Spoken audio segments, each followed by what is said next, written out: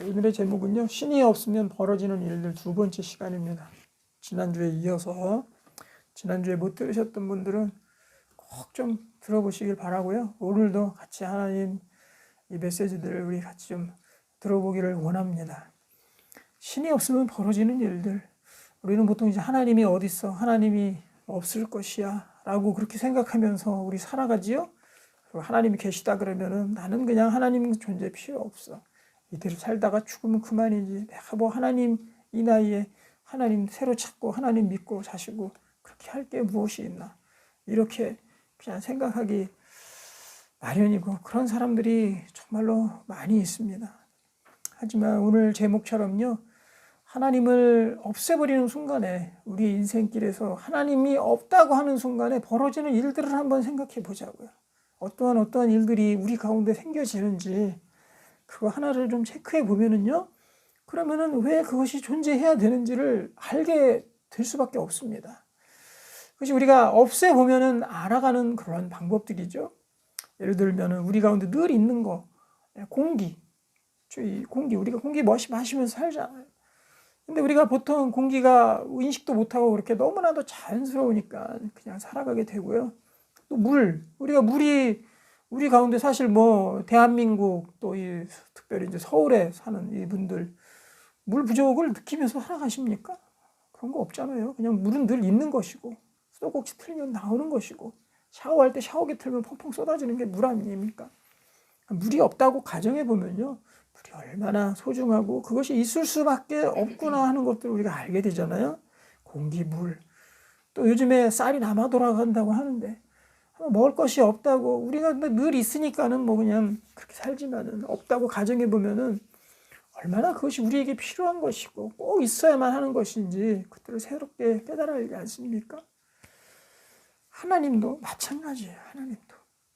하나님은 우리의 삶 가운데 늘 함께 계시니까, 우리 가운데 늘 있으니까, 또 우리에게 엄청난 영향의 정도가 아니라 우리와 밀접하게 연관되어 있으니까 그렇게 우리가 당연하다고 생각하는데요. 그래서 어찌 보면은 공기에 뭐 예전에 옛날 사람들은 공기가 어떠한 존재인지 정확히 알았겠습니까? 지금 뭐 과학적으로 공기 중에 질소와 산소가 어떻게 되고 나무에서 광합성을 해가지고 이산화탄을 흡수하고 산소를 내고 뭐 이렇게 설명하니까 공기 이런 존재를 명확하게 알게 되지만, 옛날 사람들이야 뭐 공기가 뭐 이렇게 바람 불면 바람 나오고 숨 쉬면 숨 있고 그 정도만 알지 뭐 이렇게 정확히 알았겠습니까? 하나님이라는 존재도 우리가 잘 인식하지 못합니다. 하지만 하나님이 없다고 가정하고 한번 생각을 곰곰이 하게 되면은요, 하나님이 정말 있을 수밖에 없구나. 공기가 없다고 가정해도 공기가 있을 수밖에 없구나. 우리는 꼭 필요하구나 알듯이 하나님이라는 존재를 없애는 순간에 하나님이 얼마나 우리의 삶에 반드시 계셔야만 되는 존재이구나라는 것을 역으로 알게 된다라는 겁니다. 하나님이 없으면 벌어지는 일들, 우리 지난 시간에 무엇을 살펴봤냐면 삶의 목표가 없어진다 그랬어요. 삶의 목표. 그리고 무엇을 위해서 사십니까? 라는 그 대답 자체, 어떠한 대답들을 하더라도 그 대답 자체는 전부 다 빵점. 우리가 시험 보면 논문을 써도 아니면 논술을 하건 빵점이에요, 빵점. 아무리 내가 무엇을 위해서, 인생을 위해서 내가 무엇을 위해서 뭘 어떻게 해서 산다고 아무리 철학적으로 멋있게 유창하게 그것에 대해서 논문을 쓰고 변론을 하고 논술을 아무리 한다 그래도 면접 시간에 대답하는 것처럼 아무리 멋지게 대답을 한다고 해도요, 결국에는 그건 뭐다? 빵점이 F학점, 빵점이라는 거야. 왜? 죽음을 피할 수 없기 때문에. 죽으면 그 내 인생에 있어서 대답했던 모든 말들이 다 빵점으로 돌아갑니다. 빵점으로.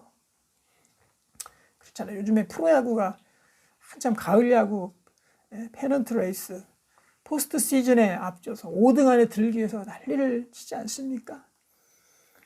그러면은 5등 안에 못 들면은 포스트 시즌 못 하면은 사실 아무것도 아닌 거잖아요. 그래야지 뭐 4위를 하든 3위를 하든 코리안 시리즈 우승을 하든 플레이오프 진출하든 이렇게 되지 않겠습니까? 아무리 노력하고 어쩌고 해도 5등 안에 못 들면 빵점인 거예요, 빵점. 포스트 시즌도 못 나가고 그럼 다 밑에 똑같은 거죠. 뭐고 차이가 있겠습니까? 맞아요. 우리가 죽음이라는 그 벽을 넘지 못하면은요, 내 인생을 위해서 무엇을 위해서 사는지 아무리 철학적으로 설명을 해도 죽고 깰 거닥 하고 나면 빵점이에요. 빵점. 그러니까 하나님을 제거하는 순간에 그렇게 되는 거죠. 자, 오늘 두 번째 시간입니다. 두 번째 시간 뭐냐면은 내 삶의 의미는 없어진다.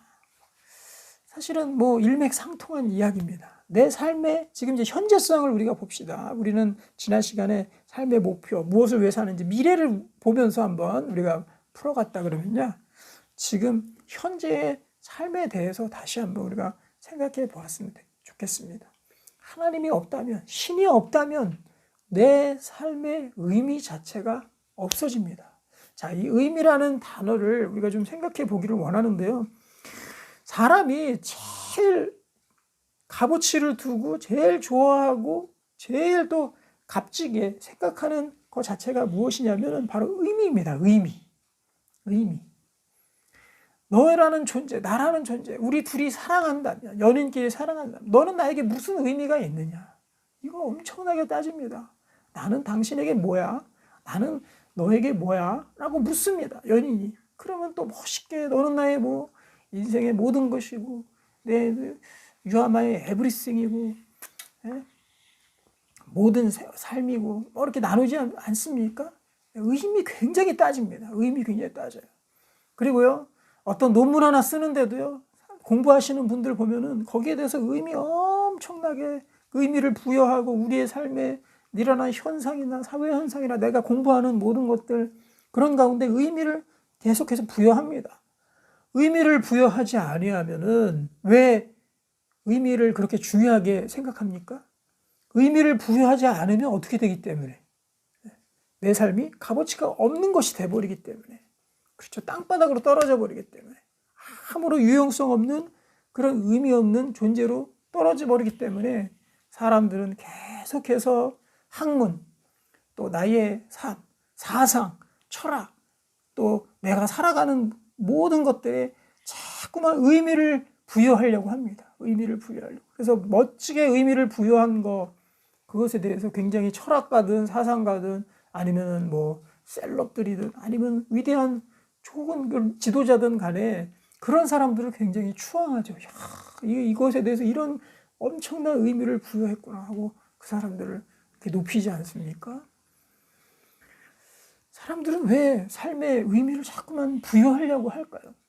그거는요, 우리의 본능입니다. 본능. 인간의 본능이에요. 그거 뭐냐면 하나님께서 하나님의 형상을 따라 우리 인간들을 창조하셨다고 창세기에 하나님의 말씀에 기록되어 있습니다. 거기서 얘기했던 그 하나님의 형상이 우리 가운데에 숨쉬고 있기 때문에, 우리 가운데 들어있기 때문에 우리는 의미를 찾아 나서려고 한다는 거죠. 하나님의 형상이에요. 우리의 본성이에요. 본성. 그렇기 때문에 우리가 이 의미를 부여하려고 하는 이 삶이 곧 하나님, 신을 없애버리는 순간에, 내 삶에서 신을 배제하는 순간에 내 삶의 의미는 또다시 땅바닥에 떨어지고 만다라는 거죠. 땅바닥에 떨어집니다. 아무것도 아닌 존재가 되어버린다는 거예요. 제가 혼자 사는 사람들, 혼자만 사는 사람들의 가장 큰 어려움들이 뭐겠습니까? 요즘에 1인 가구들이 점점 늘어가고 있는데, 누군가 좋은 일이 있으면, 또 기쁜 일이 있으면, 아니면 슬픈 일이 있으면 와서 같이 공감해주고 볼 사람이 없다는 거죠. 내가 아무리 부유하고 아무리 좋은 것들, 친구도 없어, 또 가족도 없어. 점점 사실은 우리나라 이 사회 현상 굉장히 심각한 상태에 이르고 있는데, 친구도 없어, 가족도 없어. 점점 줄어들고 있단 말이에요. 요즘에 이제 대가족에서 핵가족 됐다 그러죠. 핵가족에서 핵가족조차도 지금 파괴되고 있어요. 그래서 다 한 사람 다 뿔뿔이 이 삶이 흩어지고 있다라는 거죠. 마치 진짜 핵분열하는 것처럼 큰 것이 조그맣게 되고 그 조그만 것이 분자, 원자로 다 지금 쪼개지고 있습니다. 제일 큰 문제점이 뭡니까? 혼자 있을 때. 혼자 사는 사람의 가장 큰 문제점이 뭐겠습니까? 어려운 점. 그렇죠? 누군가 같이 공감해 줄 사람이 없다라는 거예요. 생일이 되었다고 생각해 봅시다. 그래서 생일이 되었는데 참 슬픈 얘기지만 이런 일이 있어서는 안 되겠지만 그러지도 않겠지만 자기 생일이라고 해서 혼자서 출장 뷔페를 시켰어요. 출장 뷔페 쫙 시켜놓고 생일도 2단 케이크로 가장 좋은 것들을 이렇게 쌓아놨습니다. 그래서 혼자서 불을 붙이고 생일 케이크에 불을 붙이고 박수를 치고 또 생일 케이크 자기가 혼자 그것에 대해서 반주 인터넷에서 유튜브에서 생일 반주 틀어놓고 신나게 춤추다가 자기가 불 붙이고 자기가 후 불고 자기가 축하했다고 생각해 보십시오. 그러면 그것에 대해서 야 정말 좋은 시간 보냈겠구나 이렇게 그것에 대해서 박수 쳐줄 사람이 있겠습니까? 뒤로는 자기가 아무리 나 오늘 그렇게 혼자서 나는 혼자가 좋은 사람이야 혼자 그렇게 생일 파티했어 라고 자랑한다 그러면 그랬니 하고 뒤돌아서서는 쯔쯔쯔쯔 하면서 혀를 차겠죠. 불쌍한 놈. 왜 불쌍한 놈입니까? 누군가가 같이 공감해주고 기뻐해주는 사람이 없었기 때문에. 그것은 무엇이냐면 바꿔서 얘기하면 그 사람의 존재와 의미를 누군가 다른 사람이 의미를 부여해 주어야지만 그 사람은 의미가 있다는 거죠. 아니라면 자기 혼자 해도 그것으로 기쁘고 그렇게 좋은 시간 보냈어? 죽이는데 아주 괜찮은데 혼자서 호텔 하나 빌려가지고요. 하루에 100만 원 되는 호텔 빌려서 혼자서 호텔 빌려가지고 호텔 뷔페도 혼자서 먹고 혼자서 생일 파티 했다고 칩시다. 그러면 그 사람은 참 아주 훌륭하고 멋진 사람이겠습니까? 다른 얘기로 하면 불쌍한 사람이죠. 불쌍한 사람. 왜 불쌍한 사람인지 여러분 잘 생각해 보십시오. 왜 불쌍한 사람입니까? 그것은 누군가가 그 사람의 기쁨을 의미를 부여해 주어야지만 그때 그 자신도 생일을 당한 그 사람도 의미가 생긴다는 거죠. 누군가 부여해 줘야 됩니다. 반드시. 가족이 와서 박수를 치던 연인이 와서 박수를 치던 친구들이 와서 박수를 치던 정말 생일 축하한다고 축하의 메시지를 전해 주어야지만 다른 사람에 의해서 의미가 규정되어야지만 그 사람도 기쁨이 있고 기쁨이 의미가 생긴다는 거죠. 인간끼리는 친구, 가족들과의 그러한 그 관계로 우리가 규정 지을 수 있는데요. 인간 전체를 놓고 생각해 봅시다. 인간 전체. 이제는 지구상에 있는 모든 인간들이에요. 그 인간들은 마치 생일 파티 혼자 하는 사람과 똑같습니다. 왜냐하면 죽음이 그 앞에 죽음이 기다리고 있기 때문에. 그 인간 전체라는 그 집단을 놓고 생각한다면 좀 전에는 한 사람의 생일을 당한 사람을 놓고 생각했죠. 지금은 인간 전체라는 집단을 한번 생각해 보자고요. 인간 대 신 이렇게 놓고 생각해 보자고요. 인간에게 있어서 인간 전체는 마치 혼자서 생일 파티하는 사람과 같은 심각한 문제점이 하나 있다는 거죠. 그것이 무엇입니까? 분명히 제가 얘기하고 있는 바로 죽음이 앞에 가로막고 있다는 거예요. 죽음이. 그렇기 때문에 이 혼자서 생일 파티하는 사람이 아무리 자기가 호텔을 빌려가지고 즐겁게 생일 파티 해도 그것이 의미가 없습니다. 누군가 규정을 안 해주기 때문에, 의미를 부여하지 않기 때문에.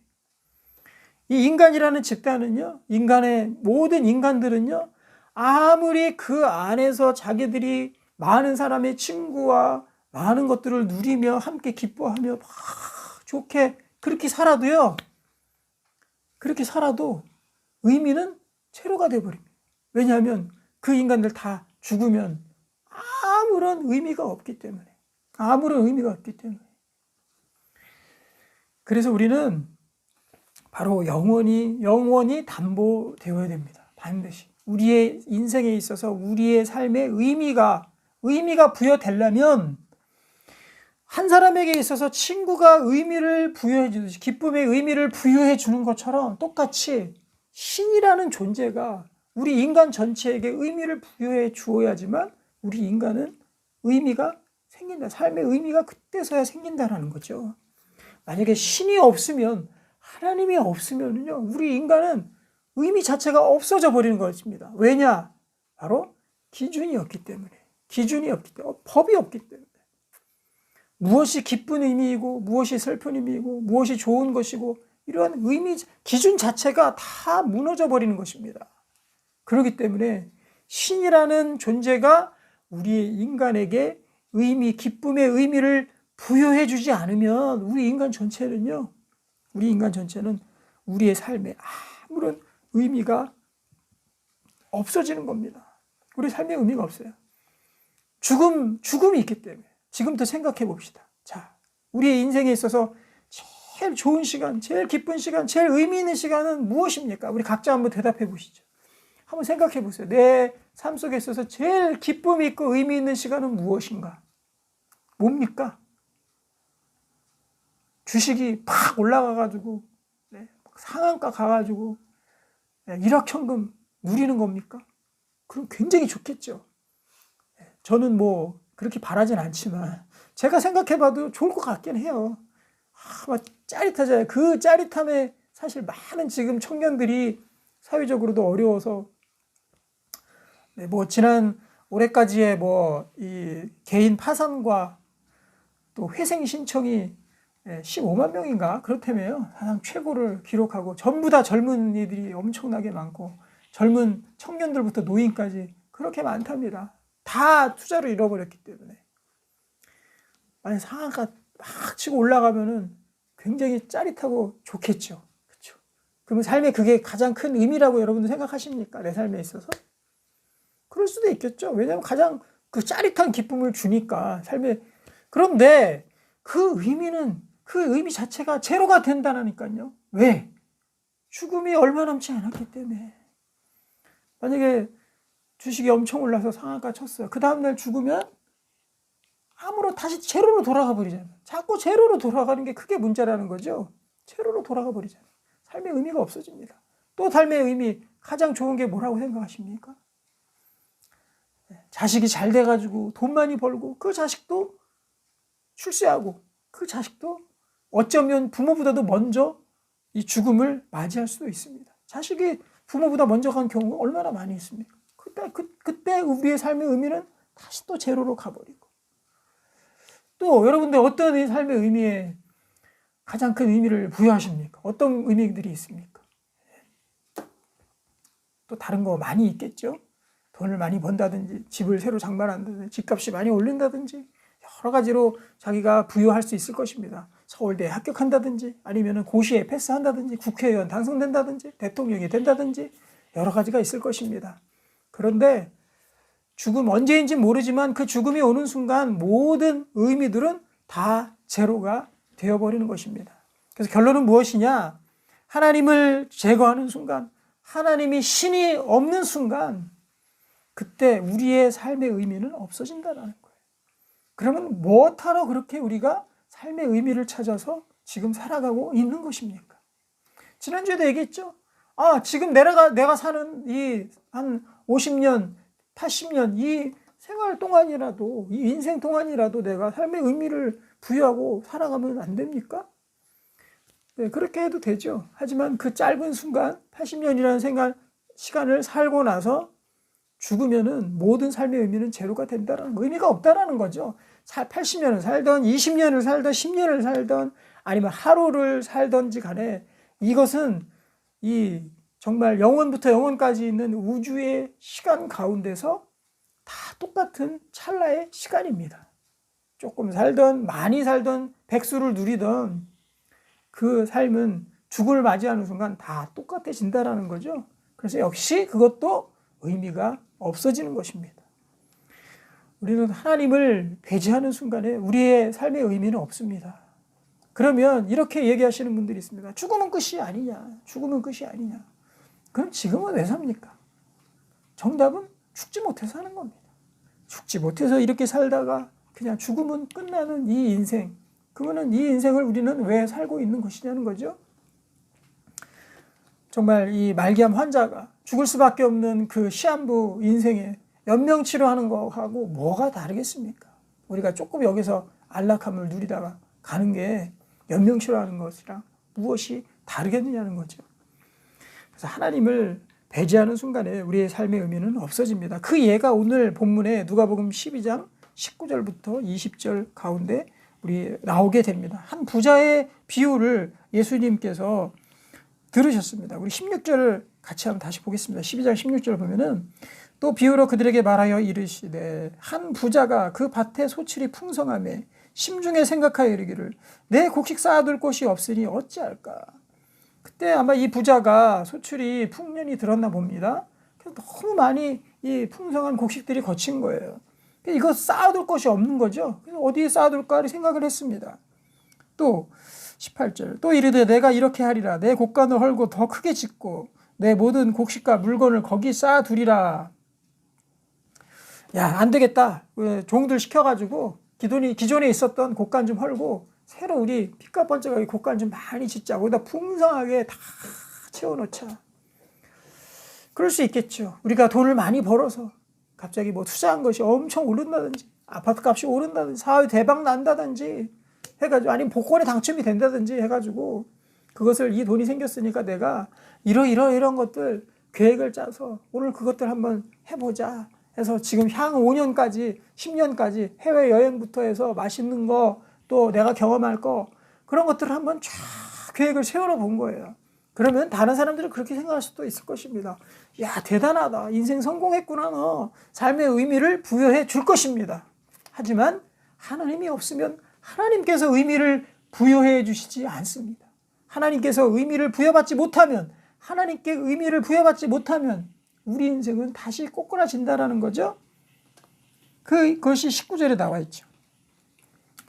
또 내가 내 영혼에게 이르되 영혼아 여러 해 쓸 물건을 많이 쌓아두었으니 평안히 쉬고 먹고 마시고 즐거워하자 하리라. 이것이 바로 인생에 있어서 삶의 의미를 어느 정도 자기가 찾으려고 노력하는 것이죠. 부자는 창고도 새로 지었습니다. 그리고 여기 보면은 야, 물건을 많이 쌓아두었으니까 평안히 쉬고 먹고 마시고 즐거워하자. 그래, 지금부터 이제 우리가 누릴 만큼 인생을 한번 멋지게 누려보자. 이렇게 한다는 거예요.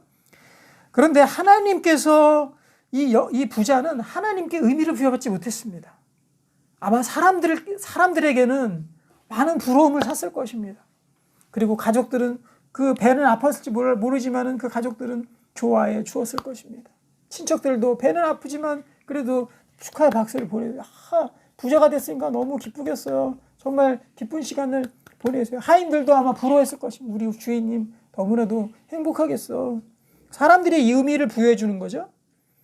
그렇지만 하나님께서 의미를 부여주지 않으면 우리 인생의 의미가 다 사라져 버린다는 거죠. 하나님이 의미를 부여해 주지 않는 거, 그것이 20절에 나오죠.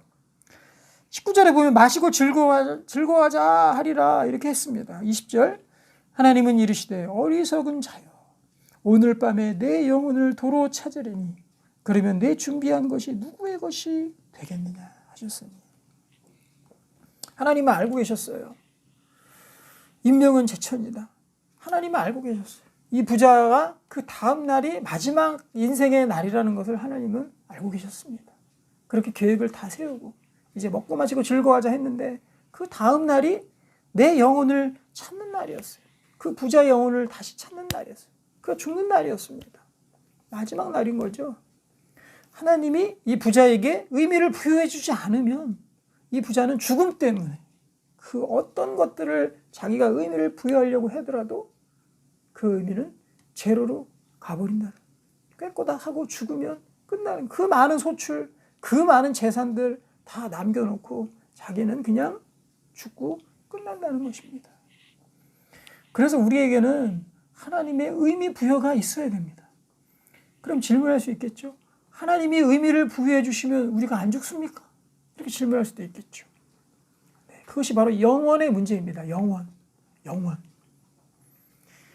이 영원의 문제가 이 반드시 필요하고 담보가 되어야 되는 거죠. 우리 다음 시간에 살펴볼 건데 우리 영혼은 무엇인가? 영혼에 대해서 우리가 살펴볼 것인데 바로 우리의 삶의 한계성과 우리의 삶의 의미와 반드시 연결되어 있는 부분이 바로 영원성의 문제예요. 영혼의 문제. 우리는 정말 영원히 살도록 창조되었을까? 그리고 영원히 있을까? 기독교에서는 영생이 있다고 하는데 정말 내가 영생을 살 수 있을까? 그것도 참 우리는 너무나 죽음에 익숙해 있기 때문에 또 많은 사람들이 옆에서 죽는 걸 보기 때문에 영혼에 대해서 함부로 생각을 못 하겠죠. 하지만 하나님께서는 또 성경에서는 영원히 있다고 말씀하시고요. 우리가 영생을 산다고 분명히 말씀합니다. 그래서 우리의 삶의 의미는 영원히 담보될 때야만 그때서 비로소 우리가 의미를 갖게 되는 겁니다.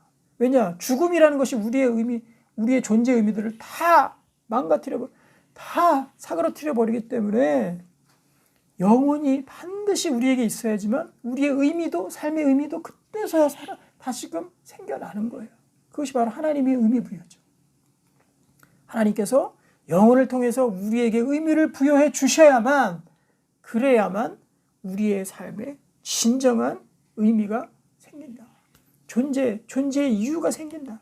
우리가 살아가는 이유를 알게 된다는 거죠. 사는 우리의 존재의 목적이 그때서야 우리에게 생긴다는 겁니다.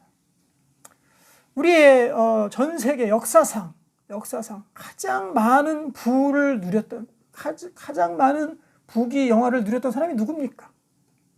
누구예요? 네. 요즘에 뭐 수학도 뭐 이런 이름 따서들 많이 하죠. 뭐 수학학원, 뭐 무슨 학원. 솔로몬입니다. 솔로몬 왕. 성경에 나온 솔로몬 왕. 이 솔로몬 왕처럼 부귀 영화를 누렸던 사람이 전 세계에 아마 없을 것입니다. 그가 하루에 먹었던 이 재료들, 이 성경에 기록되어 있어요. 소가 몇 마리고, 송아지를 몇 마리를 잡고, 양을 몇 마리를 잡고, 그 엄청난 산의 진미, 이것들을 차려놓고 사람이 먹었다고요. 그리고 온통 그때는 그 은이 흔했다 그러죠.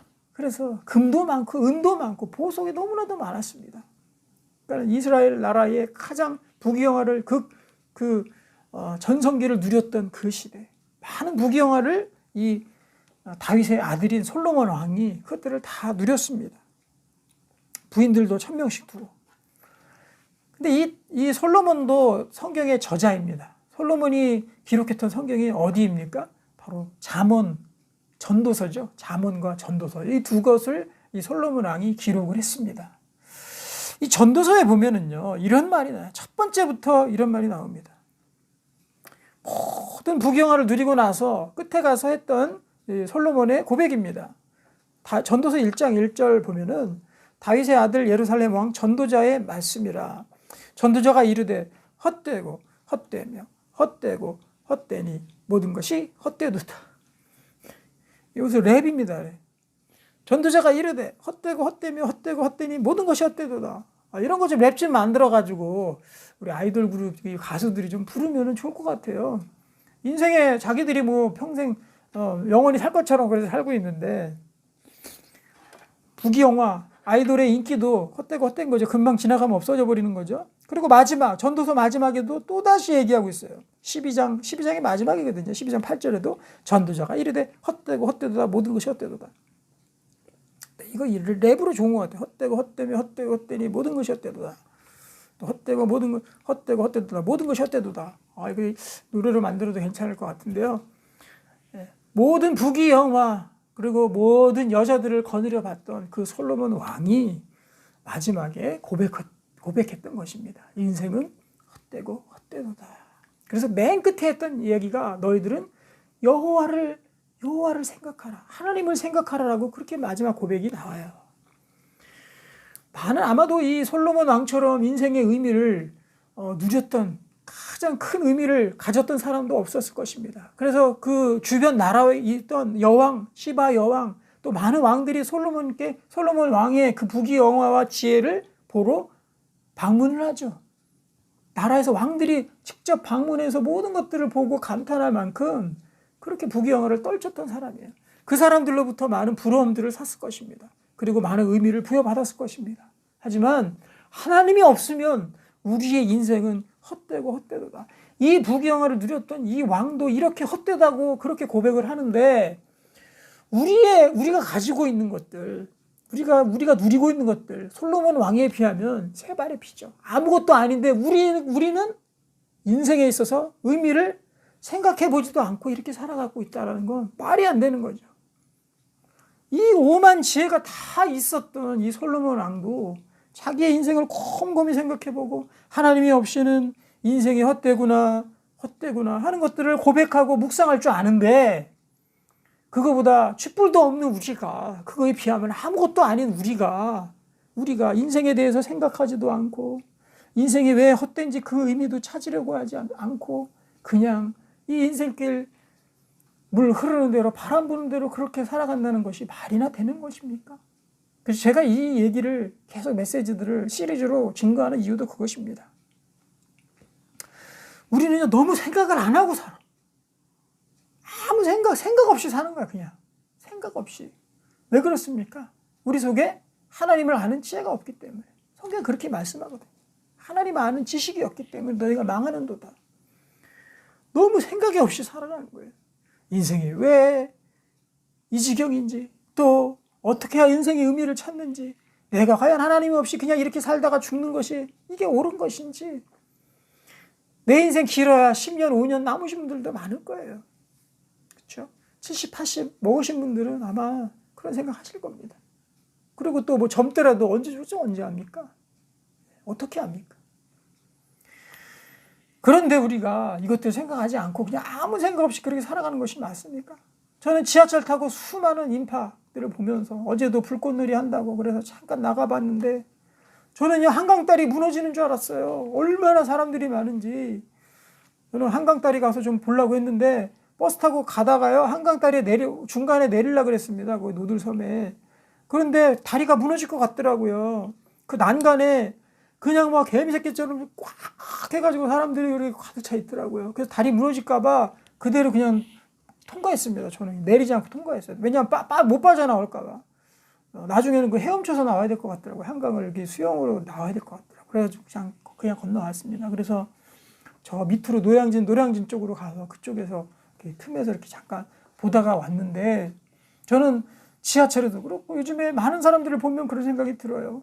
저 사람들은 왜 한 번도 하나님에 대해서 생각해 보지 않고 무엇이 있다고 저렇게 그냥 살아가지? 죽으면은 그냥 끝인데 아무런 의미 없이 왜 저렇게 살아가지? 의미를 찾아야 될 거 아니에요? 네. 그리고 영혼의 문제를 살펴보고 그 다음에 죽음은 끝이다. 그럼 여기에서 탈출하고 말 것이다 라고 생각하시는 분들을 위해서 죽고 난 이후에 죄에 대한 대가를 치르는 시간이 있다는 것을 또 얘기를 하려고 합니다. 죽음은 진짜 끝이다. 그러면은 자살하는 거랑 똑같겠죠. 그렇죠? 사실은 죽으면 끝이다 하고 생각하시는 분들은 어떤 생각하고 똑같아요? 나는 자살할 거야 하고 생각하는 사람들이랑 똑같은 거죠. 인생에 의미가 없습니다. 왜 이렇게 사십니까? 그분 대답하겠죠. 죽으면 끝인데 나 죽고 그냥 끝낼래. 바꿔 얘기하면 뭡니까? 나 자살할 거야. 그거하고 똑같다라는 거죠. 시간 차이만 있을 뿐.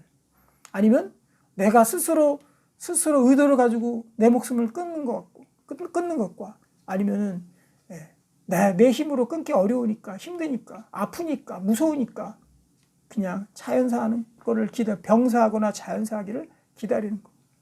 하나도 틀린 게 없습니다. 죽으면 끝이 아닙니다. 영원히 있다니까요. 그리고 거기에 죄에 대한 대가가 있고 하나님을 무시하면서 하나님을 배제하고 살아간 분명한 대가를 치르게 됐다고 성경에서 말씀합니다. 그렇기 때문에 죽으면 끝이야. 나 자살하고 말 거야. 똑같다라는 거예요. 왜 그런 인생을 삽니까? 그거 아닌 거죠? 우리의 삶의 의미는 말씀을 정리하면 삶의 의미는 하나님을 통해서만이 반드시 하나님의 의미 규정을 통해서만이 우리의 인생은 의미를 갖게 되는 것입니다. 그렇기 때문에 더 이상 의미 없는 인생 살아가지 않기를 원합니다.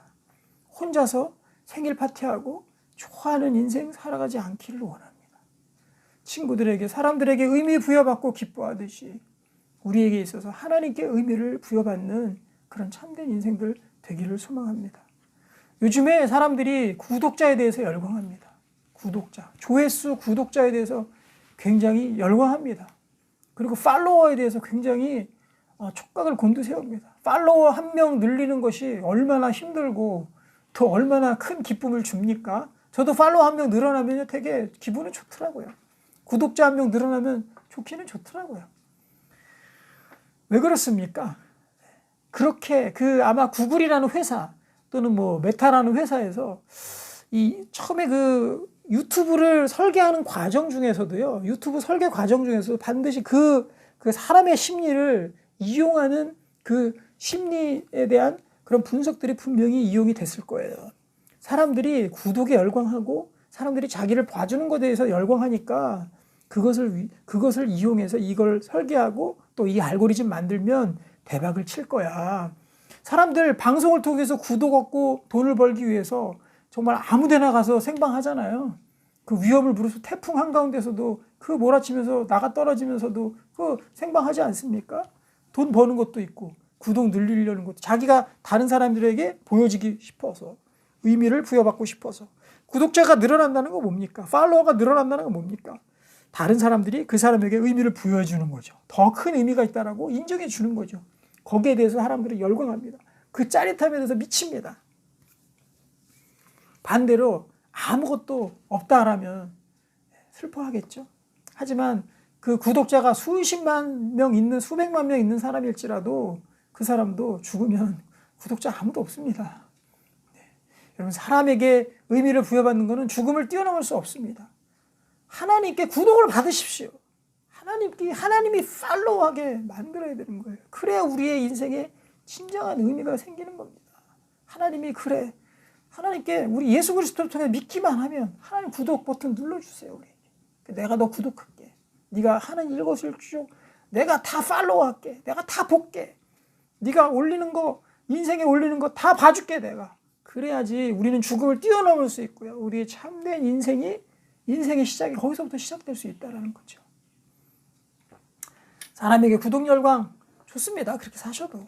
하지만 진정한 하나님께 구독받고 팔로우 받는 여러분들의 인생들이 되기를 소망합니다. 우리 다음 시간 계속해서 기대해 주시고, 또 우리 영혼의 문제, 또 우리 심판의 문제, 또 하나님을 진짜 어떻게 하면 우리의 삶에 같이 살아갈 수 있는 것까지 우리가 좀 살펴보고, 계속해서 우리가 이것들을 좀 묵상하고 정말 생각 있는 사람으로 살아가기를 소망합니다. 기도하겠습니다. 하나님 아버지 감사합니다. 오늘도 이 시간 주님을 한 번 더 생각했다면, 하나님의 존재를 한 번 더 생각했다면 성공인 줄로 믿습니다. 너무나 많은 사람들 하나님이라는 존재, 점점 더 종교라는 존재에 대해서 무시하고 생각 없이 그렇게 무의미한 삶을 살아갑니다. 우리 인생을 의미를 부여받기를 원합니다. 하나님 찾아와 주시고 만나 주시고 우리 인생의 참된 인생의 의미를 부여하여 주시옵소서. 예수님의 이름으로 기도하옵나이다. 아멘. 자, 288장 우리 찬송하면서 주님 앞에 헌금 예물 드리도록 하겠습니다. 288장.